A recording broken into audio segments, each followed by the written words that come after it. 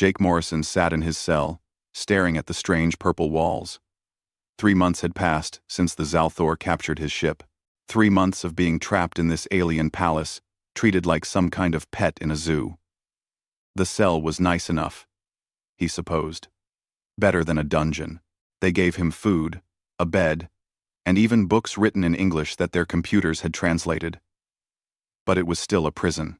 The Zalthor looked like giant insects, with hard shells that shimmered in different colors.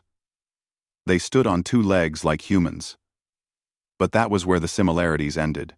Their faces had multiple eyes, and their voices clicked and hummed when they spoke. Jake had learned some of their language, enough to understand when the guards talked about him. They called him the Soft One, and laughed about how weak humans were. Queen Velshera ruled this empire. Jake had seen her once, during his first day here. She was huge, almost 8 feet tall, with a crown that looked like it was made of living metal. Her shell was deep blue and gold. She had looked at him like he was an interesting bug, then dismissed him with a wave of her clawed hand. Since then, he had been left alone, in his gilded cage. Jake used to be a teacher back on Earth.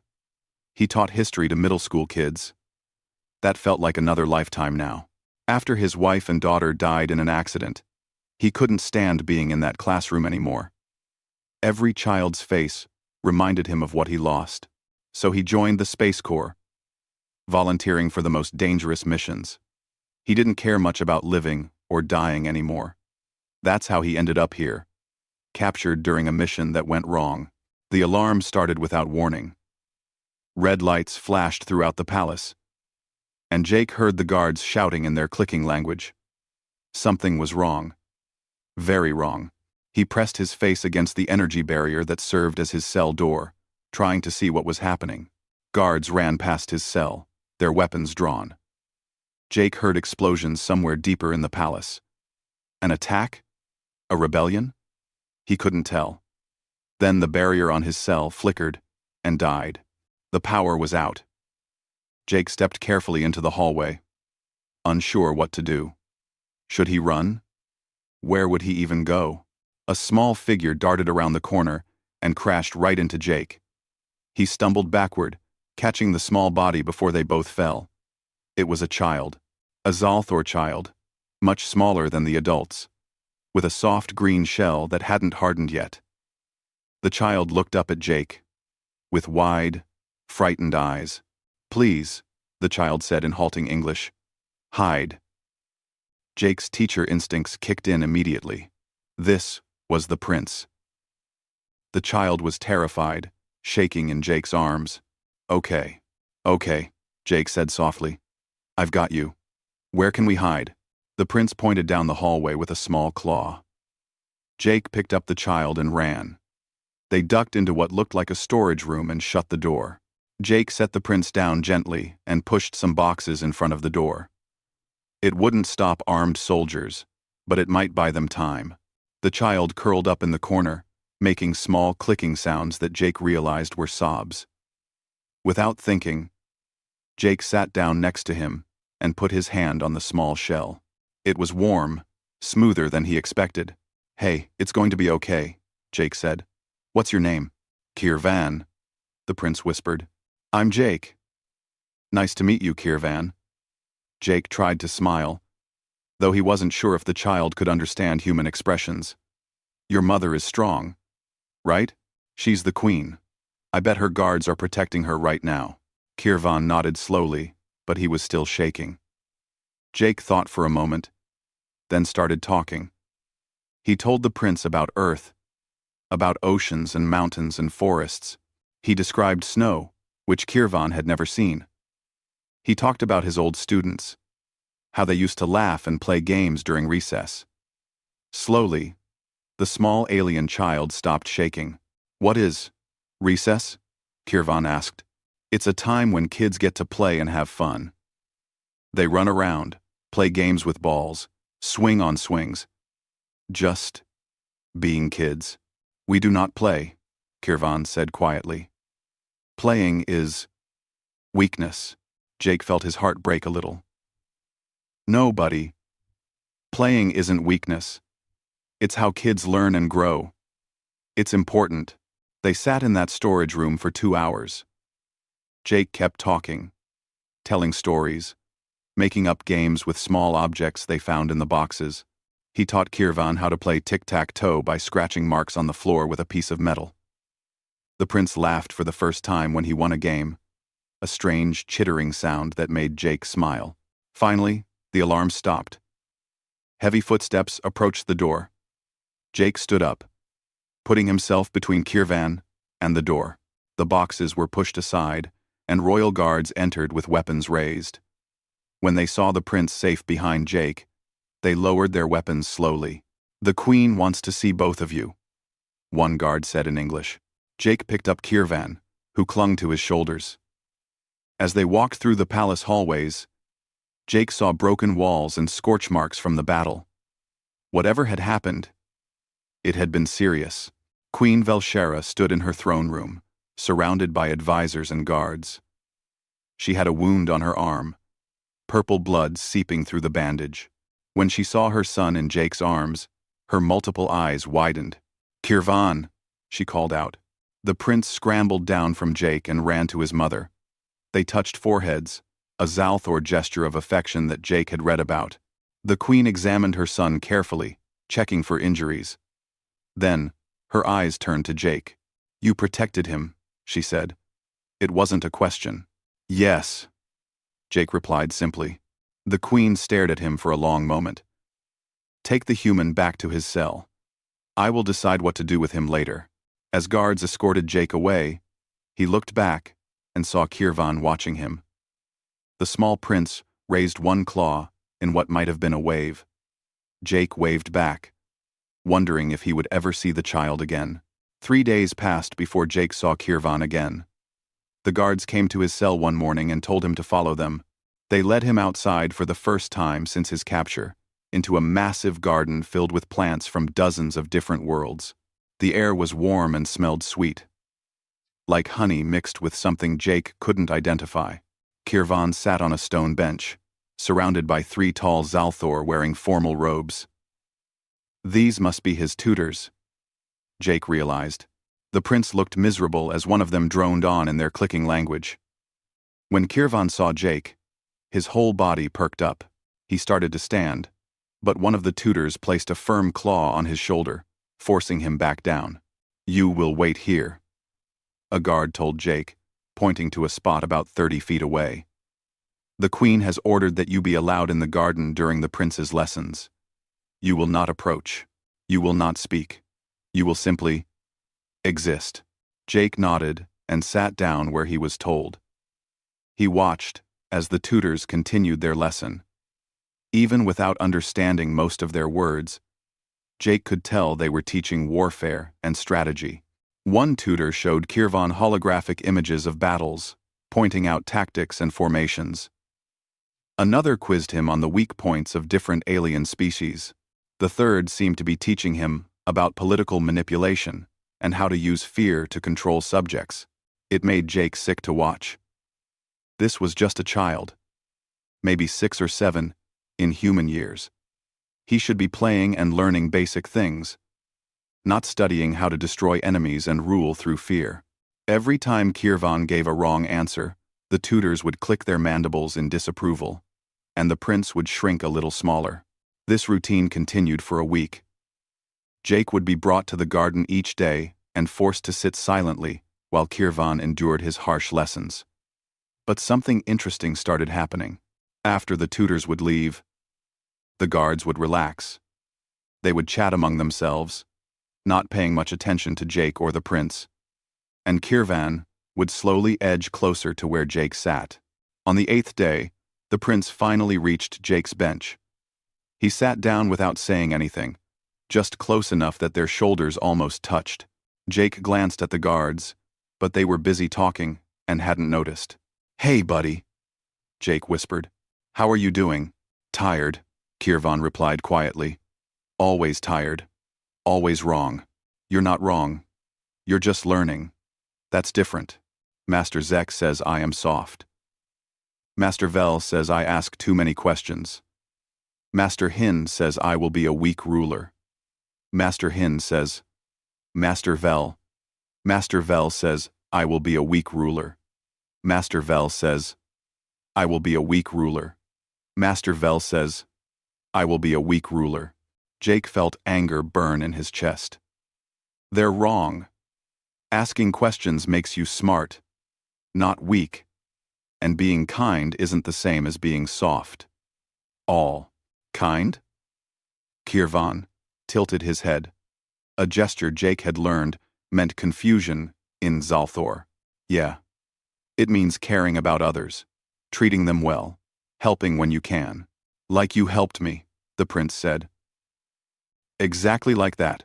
From that day forward, Kirvan and Jake had their own secret lessons. After the tutors left and the guards got distracted, Jake would teach the prince different things. He taught him about earth animals, drawing pictures in the dirt with a stick. He explained how ecosystems worked, how every creature had a purpose, and they all helped each other survive. He told stories about human heroes who won through cleverness and cooperation, not just violence. Kirvan absorbed everything like a sponge. He asked questions constantly, and Jake answered each one with patience. The prince was brilliant, Jake realized. Not just smart in the way his tutors wanted, but truly intelligent. He could see connections between ideas, understand complex concepts, and think creatively. 2 weeks into their secret lessons, other humans arrived at the palace. Jake was shocked when he saw them during his walk to the garden. Lisa Crawford, an engineer from the Space Corps, and Ben Sullivan, a medic. They had been captured during the same mission as Jake, but kept somewhere else. Now they were being brought to the palace as part of some negotiation with Earth. The guards let them talk briefly. Lisa was a tough woman in her 30s with short brown hair and sharp eyes. Ben was younger, maybe 25, with kind features and gentle hands that were perfect for a medic. Jake Morrison? Lisa said, shaking his hand. We heard about you. The human who saved the prince. I just kept a kid safe, Jake said. Anyone would have done the same. Not to them, Ben said quietly, nodding toward the Exalthor guards. We've been learning about their culture. They don't protect children the way we do. They let them face danger to make them strong. What you did was completely alien to them. I've noticed something else, Lisa added, her voice low. The prince keeps looking over here. At you. Jake glanced toward the garden entrance and saw Kirvan peeking around a corner. When the prince saw Jake looking, he waved shyly. Jake waved back. Be careful, Lisa warned. Getting attached to that kid could cause problems. For both of you. But Jake was already attached. He couldn't help it. Every time he saw Kirvan struggle with his harsh tutors, every time the child lit up when Jake taught him something new, Jake felt something he thought had died with his own daughter. A purpose. A reason to care. One afternoon, after a particularly brutal lesson, where Kirvan had been scolded repeatedly, the prince came to Jake, with tears leaking from his multiple eyes. What is wrong with me? Kirvan asked. Why can I not be what they want? Jake pulled the child close, letting him lean against his shoulder. There's nothing wrong with you. You're perfect exactly as you are. But I am weak. I feel things. I care about servants when they are hurt. I do not want to hurt others, to make them obey. That's not weakness, Kirvan. That's called compassion. It's one of the most important things a leader can have. What is a leader who has compassion? Jake thought for a moment. Someone who is strong enough to be kind. Someone who knows when to fight and when to make peace. Someone people follow because they love them, not because they fear them. Like a father. The word hit Jake hard. What do you know about fathers? I heard you speak the word before, to the guards, but we do not have this word. Jake's voice was thick when he answered. A father is someone who protects you, teaches you, and loves you no matter what. Someone who wants you to be happy and helps you grow into the best version of yourself. Not what someone else wants you to be, but who you truly are inside. Kirvan was quiet for a long time. Then he said something that changed everything. "I wish I had a father." Jake pulled the prince closer, his heart breaking and healing at the same time. "Yeah, buddy. Me too." Neither of them noticed the royal advisor watching from the shadows, his mandibles clicking with displeasure. Jake woke up to guards surrounding his cell. More guards than usual, all carrying weapons. Their mandibles clicked in an aggressive pattern that Jake had learned meant danger. Before he could ask what was happening, they opened the barrier and pulled him out roughly. "You are charged with crimes against the Empire," one guard said. "You will face the High Court." They dragged him through the palace hallways. Jake's mind raced. What had he done? He had just talked to a lonely child, taught him some stories and ideas. How was that a crime? But as they entered the massive throne room, Jake saw the assembled court and realized this was serious. Hundreds of Zalthor filled the space, all wearing formal robes in different colors. At the front, Queen Velshara sat on her throne, her face unreadable. A tall Zalthor with a dark red shell stepped forward. This must be the prosecutor, Jake thought. The alien's voice boomed through the chamber. This human stands accused of corrupting the royal heir. He has poisoned the prince's mind with dangerous ideas. He has taught prohibited ideologies that weaken our empire. He has made the future ruler soft and unsuitable for command. Jake felt cold. They were putting him on trial for being kind to a child, for teaching Kirvan that compassion mattered. He looked around the room and saw Lisa and Ben standing in a corner, guarded but present. Lisa caught his eye and mouthed the words, "Stay strong." The prosecutor continued, presenting evidence. Guards testified that they had heard Jake teaching Kirvan about peace and cooperation. Servants reported seeing the prince laugh and smile during their conversations. The tutors spoke about how Kirvan had started questioning their lessons, asking why violence was always the answer, wondering if there were better ways to lead. The prince showed mercy to a servant who broke a royal vase, one tutor said with disgust. He said accidents happen, and the servant should not be punished. This is not the behavior of a proper Zalthor ruler. This is the weakness the human has planted in his mind. Each piece of evidence was like a knife in Jake's heart. They were using every good thing he had taught Kirvan as proof of corruption. Kindness was corruption. Mercy was weakness. Compassion was dangerous. Jake wanted to scream at the injustice of it all. The prosecutor turned to Jake. "Do you deny teaching the prince these things?" Jake stood tall. "No, I don't deny it." A murmur went through the court. The prosecutor's mandibles clicked with satisfaction. "Do you deny telling the prince that compassion is strength? That leaders should be loved, not feared? That caring for others is important?" The Sinan 9-1. "Well, Zai. I'm sound for Roke. I don't deny any of it," Jake said firmly. The court exploded into clicking and chittering. The prosecutor raised his claws for silence. "Then you admit to corrupting the royal heir. You admit to crimes against the empire. The penalty is death." "Wait." Lisa's voice cut through the noise.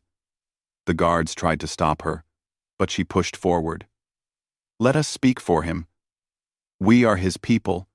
We have the right to testify." The queen leaned forward. "You may speak."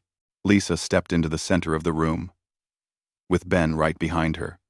"Jake Morrison is one of the best humans I've ever known. He's not trying to destroy your empire. He's trying to help a lonely child who needed someone to care. The prince does not need care." The prosecutor snapped. "He needs to be strong. Why can't he be both?" Ben asked quietly. "Strong and caring? Powerful and kind? On Earth, our greatest leaders were the ones who had both qualities. Earth is weak," the prosecutor said with contempt. "Your species has accomplished nothing compared to our empire." "We've accomplished something you've forgotten," Jake said, his voice carrying across the chamber. "We know how to love our children. We know how to build loyalty through respect, not fear. We know that true strength isn't just about crushing enemies. It's about knowing when to fight and when to make peace. It's about being strong enough to choose compassion when compassion is harder than violence. The Queen's eyes fixed on Jake. She didn't speak, but something in her posture changed. She was listening.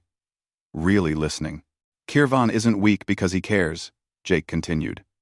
He's stronger than you realize. He's smart enough to see multiple solutions to problems. He's brave enough to question traditions that don't make sense. He's going to be a better ruler than any you've had before, not in spite of what I taught him, but because of it. Enough. The prosecutor's voice was sharp.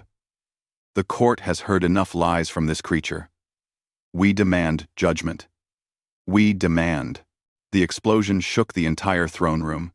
Windows shattered. Smoke poured through the broken walls. Guards shouted and drew weapons.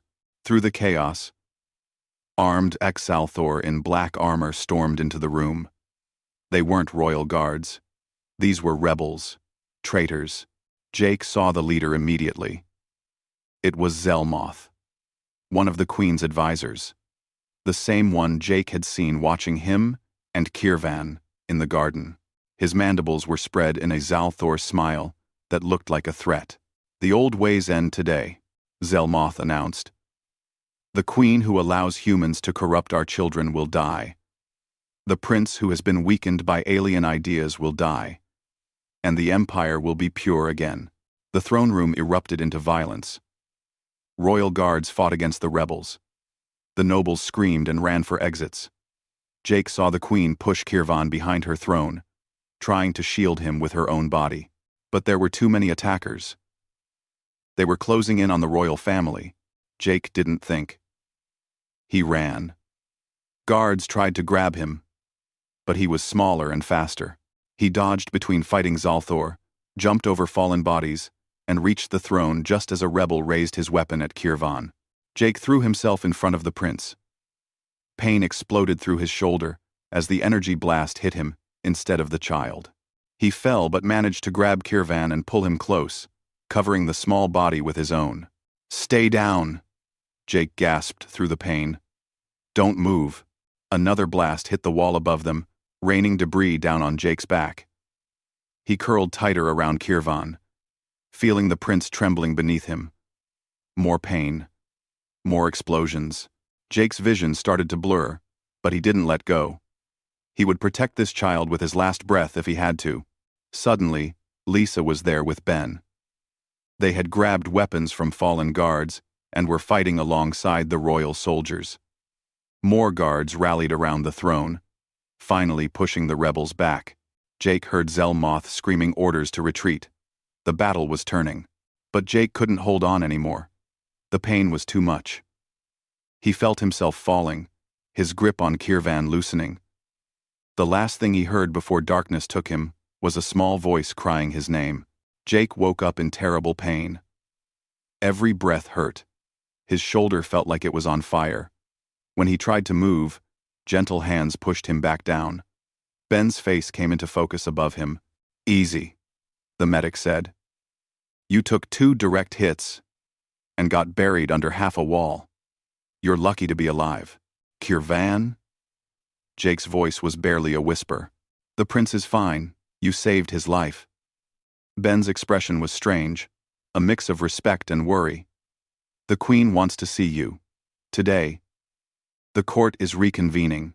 Jake tried to sit up, but his body refused to cooperate. "I can't even stand. They'll carry you if they have to." "This is important, Jake. The whole empire is watching. Thanks for watching. And if you know put in this where, they'll carry you if they have to. They'll carry you if they have to." They did carry him. 4 guards lifted Jake onto a floating platform that supported his injured body. Lisa walked beside him as they moved through the palace hallways. She looked tired, with bandages on her arms from the battle. "You're crazy, you know that?" she said, but there was warmth in her voice. "Throwing yourself in front of energy blasts for an alien kid." "He's not just an alien kid," Jake said. "He's just a kid, any kid. That's all that matters." The throne room had been repaired with incredible speed.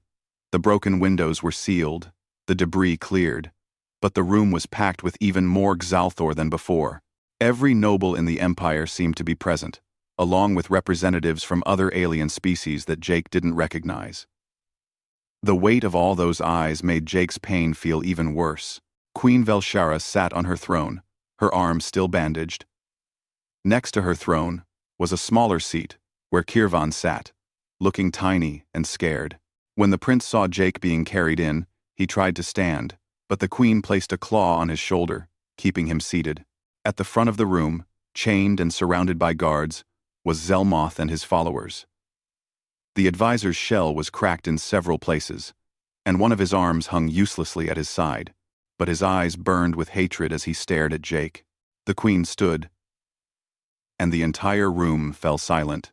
"We are here to pass judgment," she said, her voice echoing through the chamber. Zelmoth and his followers attempted to kill the royal family and overthrow the empire. Their crimes are clear. The penalty is death. Zelmoth laughed, a clicking sound that made Jake's skin crawl. "Kill us then. But you cannot kill the truth. This empire is dying because you allow weakness, because you let a human poison our future ruler, because you have forgotten what made us strong. You think compassion is poison?" The queen's voice was cold. "You think caring for others is weakness?" "Yes." The prince showed mercy to a servant. He questioned his tutors. He laughed and played like a common child. "All because of that human." Zelmoth pointed at Jake. "He is the corruption. Kill him, and the prince can still be saved." The court erupted in clicking and chittering. Some nobles agreed with Zelmoth. Others argued against him. Jake saw the empire tearing itself apart over ideas he had taught to one lonely child. His heart broke at the thought of Kirvan in the middle of all this. The queen raised her claws for silence. "I will pass judgment on all crimes today, including the humans." She looked directly at Jake. "Jake Morrison, you were accused of corrupting my son. The evidence against you is clear. You taught him ideas that go against our traditions. You made him question our ways. You changed him." Jake met her eyes. "Yes, I did all of that." Vivri 1. You also saved his life during the coup. You put your own body between him and weapons that would have killed him. You protected him when my own guards could not reach him in time. "I would do it again," Jake said simply. The queen was quiet for a long moment. "Bring the prisoner closer." The guards moved Jake's platform forward until he was right in front of the throne. This close, Jake could see that Queen Velshara looked exhausted. The weight of leadership was heavy on her. "I have read the ancient texts of our people," the queen said. "Long ago, before we became an empire, we were different. We valued cooperation, along with strength. We cared for our young with tenderness, not just harsh training. Somewhere in our history, we forgot these things. We believed only hardness made us strong." She looked at her son. Then the coup happened. I watched my son's tutors hide in fear. I saw my advisors scramble to save themselves, but a human prisoner, a member of a species we call weak, ran toward danger to protect a child that was not even his own. And when I asked myself why, I realized something. We have confused cruelty with strength. We have mistaken isolation for power. The court was completely silent now. Every eye was on the queen. "I will pass judgment now," Velshara said. "Zelmoth and his followers will be executed for treason. As for Jake Morrison, no." The shout came from Kirvan. The young prince jumped from his seat and ran down the steps. Guards reached for him, but he was too fast. He ran straight to Jake, climbing onto the floating platform despite Jake's injuries. "Kirvan, get back here," the queen commanded, but the prince ignored her. He clung to Jake's uninjured side, his small body shaking. Jake wrapped his good arm around the child, pulling him close despite the pain it caused. "Don't hurt him," Kirvan pleaded, looking at his mother with tears streaming from his eyes. "Please don't hurt him, Kirvan. The court must. He protected me." The prince's voice cracked. "When I was scared in the storage room, he made me feel safe. When my tutors said I was wrong, he said I was perfect. When the bad people came with weapons, he put his body in front of mine. He got hurt because of me. The throne room was frozen. Every noble, every guard, every witness held perfectly still. Kirvan looked up at Jake, and in English, the language Jake had taught him, the prince spoke clearly, so everyone could hear. Dad. The word echoed through the absolute silence. Jake felt tears running down his own face. The prince continued, still in English, his small voice carrying to every corner of the vast room. You protected me. You taught me. You made me feel safe. That's what dads do. You told me that. A dad is someone who loves you, no matter what. Who wants you to be happy. Who helps you grow. Kirvan's voice broke. You're my dad. And I love you. Jake pulled the child closer, ignoring the pain in his shoulder, and pressed his forehead against Kirvan's shell. I love you too, buddy. So much. The queen slowly descended from her throne. She walked toward them, her footsteps loud in the silence. Jake looked up at her, ready to accept whatever punishment came. He had already gotten something he never thought he would have again. A child who loved him. A reason to live. It was enough. Velshara reached out with one claw and gently touched her son's head. Then, she did something that shocked everyone in the room. She touched Jake's head in the same way. A gesture of family, of acceptance. When she spoke, her voice was soft but clear. The court will recognize a new truth today. Strength comes in many forms, and sometimes, the bonds we choose are stronger than the ones we are born with. The queen's words hung in the air like a challenge. Jake watched as the nobles looked at each other, clicking and chittering in confusion and shock. Some looked angry. Others seemed thoughtful. A few were actually nodding their heads in what might have been agreement.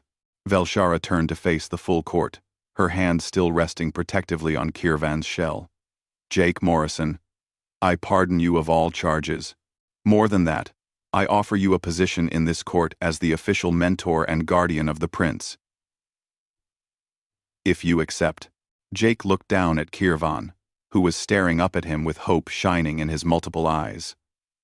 I accept. But I have conditions. The court gasped. No one made conditions with the queen. But Velshara simply tilted her head. Speak. All the human prisoners must be released. Lisa, Ben, and everyone else. We're not your enemies. We're people who deserve respect and freedom. If you want peace between our species, it starts with treating us as equals. The queen considered this. Jake could see her weighing options, thinking about politics and power and tradition. But then she looked at her son, safe in Jake's arms, and something in her expression softened. Agreed. All humans will be granted diplomatic status and freedom to leave or stay as they choose. We will also establish formal negotiations with Earth for an alliance. A noble in the back of the room stood up. Your Majesty, this is too much change too fast. Our traditions nearly got my son killed. The queen interrupted, her voice sharp. Our traditions made us vulnerable because we valued hardness over wisdom. Zelmoth and his followers could recruit others because our people believed compassion was weakness. That ends today. She looked at the executed traitor's body and then back at the court. The coup showed us our true weakness. We have become so focused on appearing strong that we forgot what real strength is. Real strength is adapting, learning, growing. If we cannot change, we will eventually fall. Other empires will pass us by. Not because they are more violent, but because they are smarter and more united. Jake carefully stood up from the floating platform, still holding Kirvan. His shoulders screamed in pain, but he forced himself to stay upright. Ben rushed forward to help support him, but Jake waved him off gently. This moment required him to stand on his own. Your Majesty, Jake said, I'm not trying to change your whole civilization. I'm just trying to help one child grow up healthy and happy. If that changes other things along the way, maybe those things needed changing." The Queen's mandibles moved in what Jake had learned was a Zalthor smile. "Perhaps you are wiser than you know, human." Over the next few months, everything changed. Jake was given rooms in the palace, right next to Kirvan's quarters. Ben established a medical facility where Xalthor and humans could work together, sharing knowledge about medicine and healing. Lisa started a technology exchange program, amazed at how much each species could learn from the other. Jake's role as Kirvan's mentor became official. He still taught the prince in the gardens, but now he did it openly. Other young Zalthor nobles started joining the lessons, their parents curious about what made Kirvan so different. Jake taught them about cooperation, creative thinking, and emotional intelligence. Some of the older nobles complained, but they couldn't argue with the results. The young Zalthor who studied with Jake were solving problems their tutors couldn't handle, thinking in ways that traditional education never taught. Kirvan flourished under this new freedom. He was still brilliant at strategy and leadership, but now he combined that with empathy and understanding. He would spend mornings studying traditional Zalthor warfare and politics, and afternoons learning about diplomacy, art, and philosophy with Jake. The prince became known throughout the empire as someone who could be both strong and kind, fierce and gentle. The queen herself started changing. She began consulting Jake about decisions, asking for the human perspective on problems. She started showing more affection to Kirvan in public, touching his shell gently, speaking to him with warmth instead of just commands. The rigid formality of the royal family softened without losing its dignity. Not everyone approved. Some nobles left the court in protest. A few tried to organize resistance to the changes. But most Zalthor saw the benefits. The empire was becoming stronger, not weaker. Alliances formed with other species who had feared Zalthor aggression before. Trade increased. Innovation flourished. The empire was transforming from the inside out. 5 years passed like a dream. Jake's shoulder healed, though it still ached when the weather changed. His hair turned more gray. But he was happier than he had been since before he lost his family on Earth. He had found a new family here among the stars. The day of Kirvan's coming-of-age ceremony arrived. The prince was now considered an adult by Zalthor standards, ready to take on real responsibilities in the empire. The ceremony was held in the grandest hall in the palace, with thousands of Zalthor and representatives from dozens of alien species attending. Kirvan stood at the center of the hall in formal robes, his shell now a deep, rich green with gold patterns. He had grown tall and strong, but he still had the same kind eyes Jake remembered from that scared child in the storage room. The queen presented him with the ceremonial weapons of a Zalthor warrior and the seal of royal authority. Then Kirvan stepped forward to give his first official address to the empire. His voice was confident and clear. "I stand before you today as the future of this empire. I am a product of both old traditions and new understanding. My tutors taught me to be strong, to think strategically, to lead with authority. For this, I am grateful." He paused and looked at Jake, who stood near the queen. "But I also had another teacher. One who taught me that strength and compassion can exist together, that asking questions is not weakness, but wisdom, that the best leaders are those who inspire love, along with respect."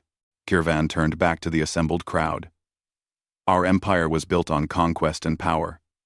We have always believed that being strong meant being hard, that showing emotion was dangerous. But I have learned something different. I have learned that true power comes from knowing when to fight and when to make peace. From being brave enough to change when change is needed. From being strong enough to be gentle when gentleness is right." He gestured to the diverse crowd of aliens attending. "Look at who stands here today. Species that once feared us now stand beside us as allies. Our economy is stronger than ever. Our technology advances faster because we share knowledge instead of hoarding it. Our young people are happier, healthier, and more capable than previous generations. This did not happen because we became weak. It happened because we became wise enough to grow. The hall erupted in clicking, chittering, and various alien sounds of approval. Even some of the old nobles who had resisted change were nodding. The proof was undeniable. The empire had not fallen apart from these changes. It had become greater. After the ceremony, Jake found himself standing on a balcony overlooking the capital city. The sun was setting, painting the sky in colors that still amazed him even after 5 years. He heard footsteps behind him and knew without looking who it was. "Dad," Kirvan said, standing beside him. Even though the prince was now taller than Jake, he still used that word. He always would. "I'm proud of you," Jake said. "That was a great speech. I meant every word." Kirvan looked out over the city. "I want to visit Earth. Your world. I want to see where you came from. The oceans you described. The forests. The mountains." Jake felt his throat tighten with emotion. "I would love that. Will you come with me? Show me your home?" "Of course. Always." They stood in comfortable silence for a while, watching the city lights begin to glow. As darkness fell, Jake thought about the strange path his life had taken, from a broken man who didn't care if he lived or died, to a father again, not by blood, but by choice, by love. "Dad?" Kirvan said quietly. "Yeah, buddy, thank you. For everything. For saving my life? Yes. But more than that. For saving me from becoming someone I didn't want to be. For teaching me it was okay to care. For showing me what a real family feels like." Jake put his arm around Kirvan's shoulders, no longer worried about Zalthor customs or what others might think. "Thank you for calling me Dad that day in the throne room. You changed my life too. You gave me a reason to live again." Kirvan leaned against Jake's shoulder, a gesture of trust and love that had become natural between them. "Do you think it's strange? Us? A human? And a Zalthor?" Jake smiled. "I think it's proof that sometimes the strongest bonds aren't written in law or blood. They're forged in the quiet moments, when one soul recognizes another. When a scared kid needed someone to care, and a broken man needed someone to love. That's not strange. That's just family." Below them, the city continued to glow and grow, a symbol of an empire transforming. And on that balcony, a human and an alien stood together. Father and son, not by birth, but by choice. It was more than enough. It was everything.